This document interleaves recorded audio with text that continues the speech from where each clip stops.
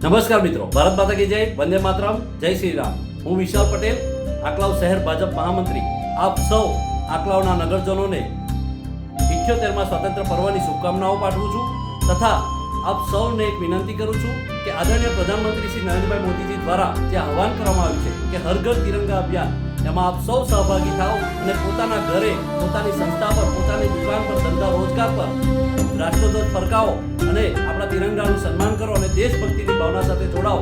એવી જ મારી અભ્યર્થના સાથે ભારત માતા કી જય, વંદે માતરમ, જય જય શ્રી રામ।